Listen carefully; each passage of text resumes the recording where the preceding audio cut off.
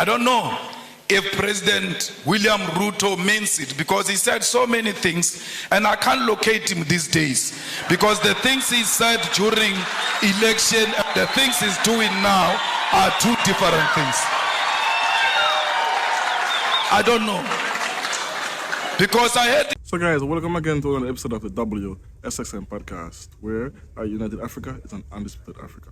So sorry about the background, I'm on the job, so I have to do this video quick because it was mind-blowing when I listened to this speech by Julius Malema, the Pan-African after PSS launch in Kenya. And even though he's in Kenya, Julius Malema, he went absolutely all out on President Ruto about the Queen visit and the King visit in Kenya and the saluting. And anyway, listen to the speech for yourself and let me know what you think about it in the comment section.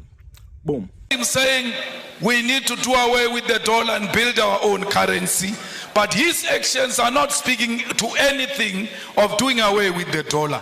The latest being putting a red carpet for a murderer, a person who killed the Kenyan people, coming into this country, receiving a red carpet and being saluted by our own army.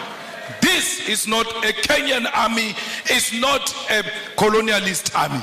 The Kenyan army is a product of the Mau Mau rebellion, and those who killed our people in the Mau Mau rebellion cannot be saluted by the same army of the children of those who were killed during Mau Mau rebellion.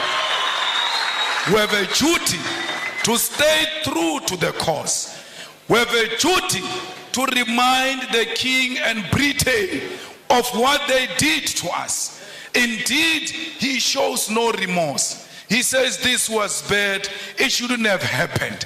But he runs short of, I apologize, I am sorry.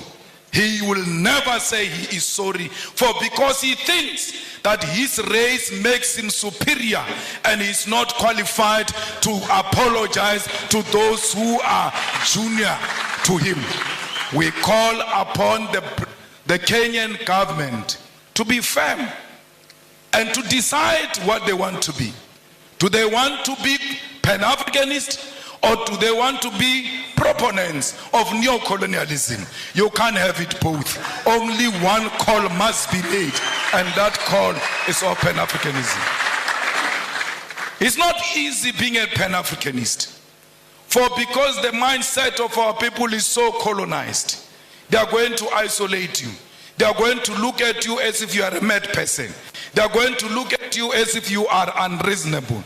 But it is a cause worth pursuing because of the generation that came before us. We don't want visas. We want one currency for Africa, because our currency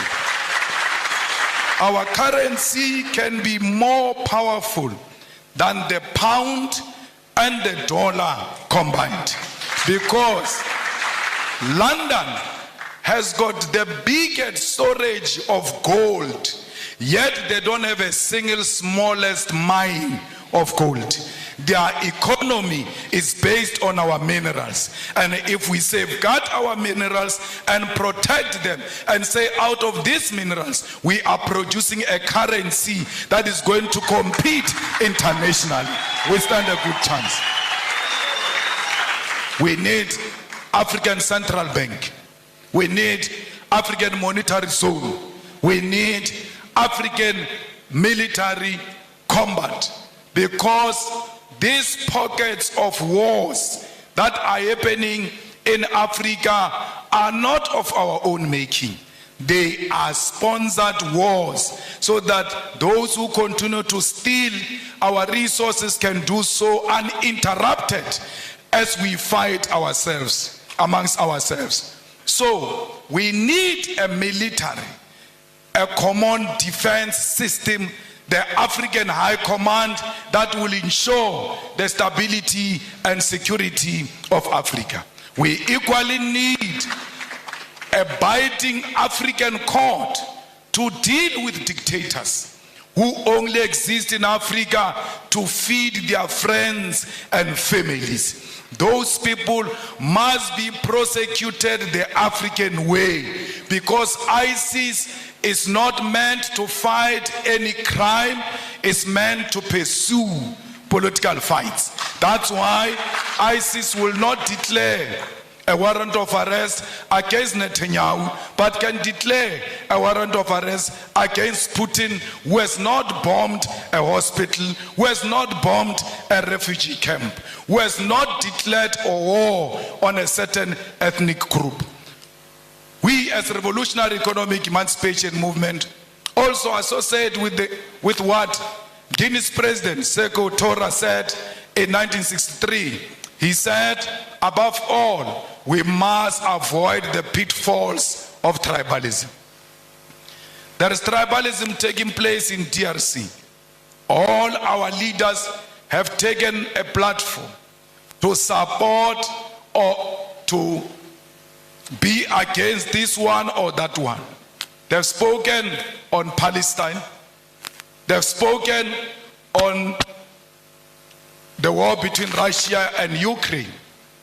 But I'm still to hear the stand of President William Ruto about the ongoing war that is not covered by anyone in DRC, where people are fighting over territorial expansion and plunder of resources, and blacks are killing other black people, and we pretend that we don't see.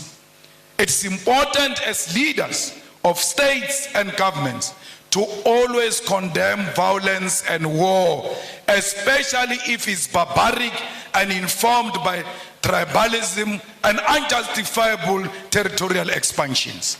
Before you can speak about other countries, charity begins at home. Let there be peace in DRC. Without peace in DRC, Kenya will never know peace, because these rascals are going to learn from those wars in DRC and want to import them into Kenya. You have a duty to stop them there before they come into Kenya.